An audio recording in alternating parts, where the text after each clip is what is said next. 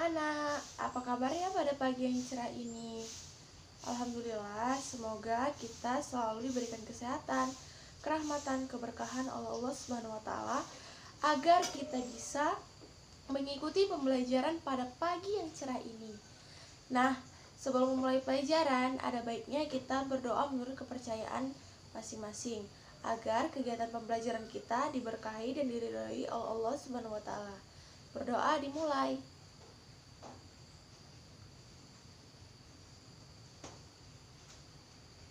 Berdoa selesai. Nah, sebelum memulai pelajaran, Ibu akan mengecek kehadiran siswa terlebih dahulu ya. Didengarkan ya nama-namanya. Suci Wahyuni, Raidatul Syifa, Laila Azra Sapitri, Balkis Maulidayanti, Yustika Desyori, Raffi Rangkuti, Muhammad Andre tidak hadir. Kenapa tidak hadir? Sakit.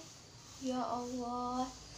Nah, kita sangat penting untuk menjaga kesehatan, terutama pada saat kondisi sekarang. Karena ini merupakan rawan kita untuk terkena penyakit. Nah, oleh karena itu, kita harus makan makanan yang bergizi, tidur yang cukup, serta berolahraga secara teratur dan minum air putih sebanyak 2 liter per hari agar menyeimbangkan pH tubuh dan bisa meningkatkan imunitas tubuh kita. Tak lupa juga kita harus sering mengkonsumsi vitamin C. Nah, sebelum memulai pelajaran, Ibu ingin memberikan motivasi kepada anak-anak, yaitu dalam kegiatan pembelajaran ini harus dilakukan dengan sungguh-sungguh, penuh keyakinan, agar materi yang Ibu sampaikan dapat bermanfaat dan dapat menambah wawasan para peserta didik Ibu. Nah, pada pembahasan kali ini ada yang tahu tidak kita akan belajar tentang apa? Nah, hari ini kita belajar tentang strategi pembelajaran sastra secara ekspresif dan reseptif. Nah, ada yang tahu nggak pokok pembahasan kita kali ini? Nah, pembelajaran sastra itu merupakan salah satu aktivitas siswa dan guru untuk menciptakan peristiwa atau kejadian, kegiatan, di mana dalam kegiatan tersebut kita harus kegiatan memahami, menghayati, memberikan tanggapan terhadap karya, baik secara reseptif, ekspresif, produktif, dan reaktif. Nah, pada pembelajaran kali ini, pembelajaran sastra secara reseptif itu dia terwujud dalam bentuk mendengarkan secara reformasi, pemahaman puisi, pemahaman cerita, deklamasi, dramatisasi, dan membaca karya sastra. Nah, biasanya pembelajaran ini dianya itu mendiskusikan tanggapan-tanggapan yang ada pada suatu karya sastra. Nah, untuk itu biasanya pendekatan-pendekatan yang dilakukan itu dianya untuk menghasilkan fakta secara ilmu di antara logika. Maksudnya itu dia untuk menyampaikan gambar, maksud atau gagasan yang terdapat dalam suatu karya sastra tersebut. Nah, pendekatan ekspresif ini merupakan suatu teori perhatian utama yang bersifat kreatif oleh pengarang untuk menciptakan suatu karya sastra. Nah, suatu pendekatan ini memandang bahwa karya sastra ekspresif menuangkan ekspresi pengarang atau dapat dikatakan lewat studi biografi. Nah, biasanya itu dia itu menentukan tujuan karya sastra. Nah, seperti itu. Pendekatan ekspresif ini merupakan salah satu pendekatan yang menitik beratkan kepada perhatian upaya pengarang atau penyair dalam mengekspresikan ide, gagasan maupun pikirannya dalam suatu bentuk karya sastra. Nah, biasanya itu ini saling berhubungan antara satu dengan lain, yaitu dalam konteks ini si pengarang tadi itu ingin menuangkan gagasan, ekspresi, pendapat dalam suatu bentuk karya sastra. Ya, salah satu bentuk karya sastra.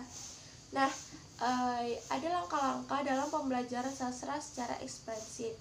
Nah, biasanya dalam pembelajaran sastra secara ekspresif itu dianya ada keterkaitan antara suatu karya sastra yang satu dengan salah satu karya sastra yang lainnya. Nah, biasanya dianya terbagi menjadi 3 pendekatan ekspresif. Nah, yang pertama itu dalam menerapkan pendekatan ekspresif, siswa harus tahu dalam mengenali biografi pengarang karya sastra tersebut. Nah, di sini siswa harus tahu siapa pengarangnya, berasal dari mana, karya sastra apa yang sudah diciptakannya. Nah, si siswa tadi itu harus tahu makna lengkap biografi si pengarang karya sastra tersebut. Nah, yang B itu ada dapat melakukan penafsiran terhadap unsur-unsur yang terdapat dalam karya sastra. Nah, biasanya itu seperti tema, gaya bahasa, citraan, dan sebagainya. Nah, di sini kita harus tahu bagaimana apa saja unsur pendukung yang terdapat pada suatu karya sastra.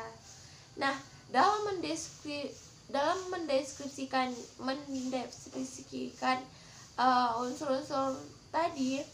unsur-unsur karya sastra tersebut, kita bisa berespekulasi ataupun menggagaskan sambil meraba-raba bahwa karya sastra ini seperti apa sih gitu kan, memiliki apa sih penafsiran apa gitu untuk membangun suatu karya sastra tersebut.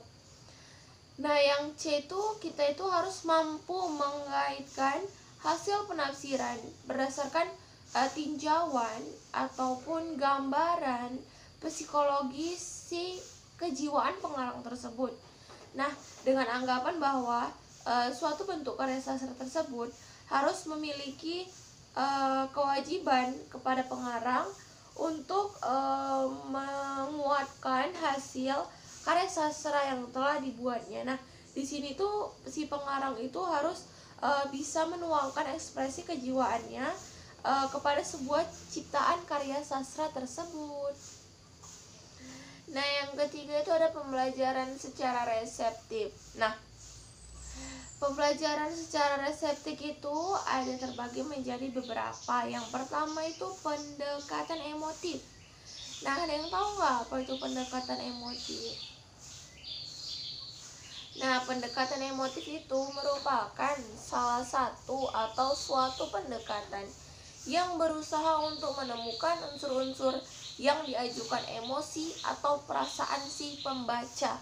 Nah, ajukan emotif ini biasanya berhubungan dengan isi atau gagasan yang lucu, menarik, seperti itu kan. Nah, biasanya prinsip-prinsip dasar yang membelakangi adanya pendekatan emotif itu yaitu pandangan bahwa suatu ciptaan karya sastra dari karya sastra tersebut mampu ataupun dapat dinikmati oleh masyarakat banyak, agar si pembaca tersebut bisa menikmati apa yang telah dibuat dalam suatu karya sastra tersebut. Nah, yang kedua ada pendekatan didaktis. Yang kedua itu ada pendekatan didaktis. Nah, maksudnya itu bahwa pendekatan ini merupakan suatu pendekatan yang berusaha untuk menemukan, memahami gagasan, tanggapan maupun sikap dalam suatu hal agar terwujud secara etnis, psikologis, agraris, sehingga mengandung nilai-nilai yang memperkaya keindahan pembaca.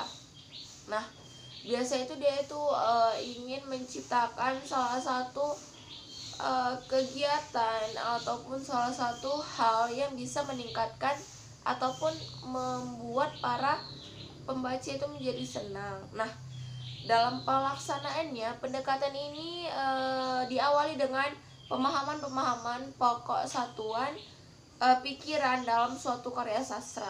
Nah, biasanya Pokok pikiran itu didasarkan oleh paparan gagasan si pengarang. Nah, biasanya itu pendekatan ini dia itu membuat para pembaca untuk berpikir sehingga menimbulkan ataupun menyebabkan seseorang tuh bisa jadi lebih kritis seperti itu. Nah, misalnya itu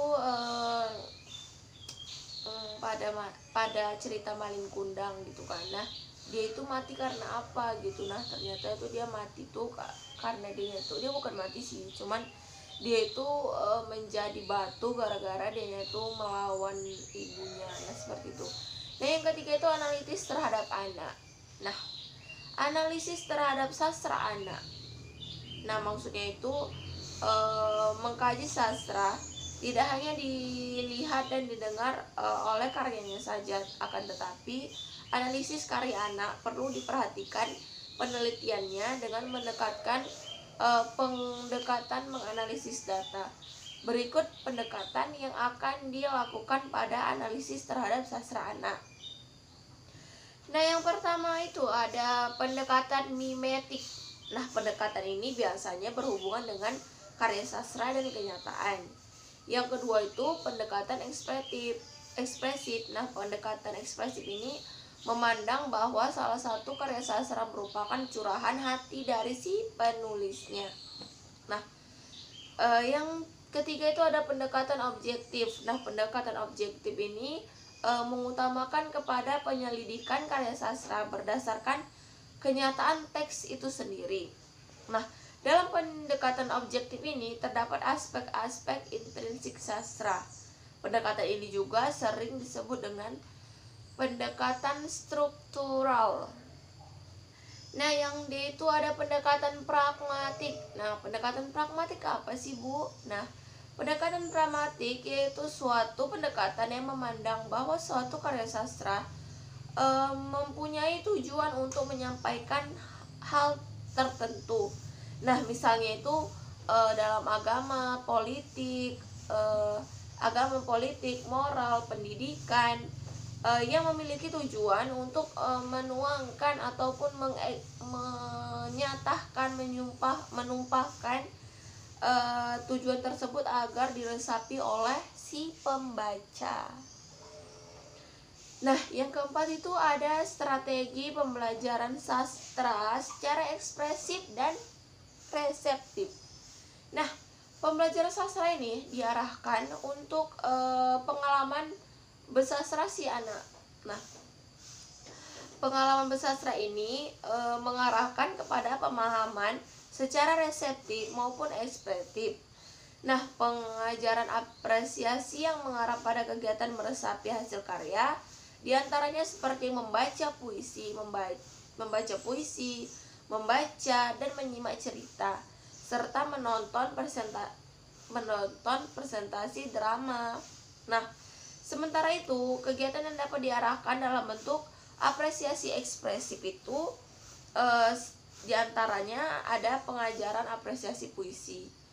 Nah, dalam proses pemahaman, bacaan anak dapat dikenal dengan tiga teknik, yaitu teknik bottom up, teknik top down, dan model interaktif. Dari ketiga hal tersebut, cocok digunakan untuk memahami puisi anak, di mana model interaktif itu yaitu merupakan pemahaman terhadap hasil deduktif decoding dengan menghubungkan skema isi yang dimiliki. Nah, puisi anak diciptakan untuk menggambarkan things dan sing, karena di dalam pemahaman tidak terlepas dari kedua hal tersebut. Sing dalam puisi itu merupakan salah satu printout atau sistem yang dihadirkan oleh si penulis atau pengarang. Dalam menginterpretasi isi pemahaman, biasanya si penulis itu dia ingin menyampaikan ataupun menuangkan terhadap apresiasi seni tersebut. Nah, yang kedua itu pengajaran apresiasi prosa dan drama sebagai suatu kegiatan yang reseptif dan ekspresif. Nah, terdapat dua kegiatan yang dapat mengekspresikan kegiatan termasuk apresiasi prosa dan drama, yaitu kegiatan yang bisa dilakukan secara langsung dan tidak langsung. Kegiatan apresiasi langsung yaitu kegiatan yang berhubungan dengan kegiatan yang langsung, seperti itu, misalnya kayak bertatap muka gitu kan. Sedangkan yang tidak langsung itu bisa secara offline, seperti itu. Nah, kegiatan ekspresi secara langsung itu dianya itu bisa dibentukkan dengan menampilkan suatu penampilan atau perform. Nah, kegiatan sastra ini kalau yang langsung itu dia bisa ditampilkan dan dapat dilihat oleh orang banyak secara langsung, face to face, seperti itu. Sedangkan apresiasi sastra secara tidak langsung itu dia bisa dikategorikan sebagai bahasa tulis seperti esai, kritik sejarah, dokumentasi masalah sastra dan lain sebagainya. Nah, bagaimana? Nah, dengan mempelajari berbagai macam teori sastra, seorang anak dapat mengetahui wujud, sajak, cerita, atau drama, bagaimana unsur yang terdapat di dalamnya. Yang A itu ada strategi pembelajaran prosa. Pertama itu menentukan tujuan pengajaran yang akan dicapai. Yang kedua, guru menentukan cerita pendek yang dibaca siswa. Yang ketiga itu siswa membaca dalam hati teks cerpen yang telah disediakan. 4. Mendiskusikan kata-kata yang sulit. Yang 5 itu memancing emosi siswa berbagai pertanyaan. Yang ke-6 itu menceritakan kembali isi cerita dengan bahasanya sendiri. Nah, yang B itu strategi pengajaran drama. Yang pertama itu ada tujuan pengajaran yang akan dicapai. Yang kedua itu memberikan contoh drama yang cocok pada kelas yang diajarkan. Nah, ini sangat penting. Kita harus memberikan contoh yang sesuai dengan kemampuan si anak. Jangan si anak kelas 1 kita kasih contoh pembelajaran di kelas 5, kan dia kan belum balance, belum nyambung gitu. Nah, yang ketiga itu membaca teks dalam drama di dalam hati. Membaca teks drama dalam hati. Nah, ini merupakan salah satu kegiatan yang bisa kita lakukan untuk meningkatkan strategi pengajaran drama. Yang keempat itu membagi siswa menjadi berbagai kelompok ataupun membuat kelompok-kelompok baca kecil yang dimana terdapat 4 atau 5 orang. Yang kelima itu berarti menjiwai peran yang disandang. Yang keenam itu menerangkan drama dengan membaca teks. Yang ketujuh itu memberikan penguatan terhadap penampilan siswa, baik dari pengucapan, dialog, penjiwaan, gaya, sikap, mimik, gerak, dan sebagainya. Nah, untuk itu kita perlu meningkatkan strategi pembelajaran sastra maupun secara reseptif maupun secara ekspresif. Nah, ada yang ingin bertanya tidak? Ya, silahkan.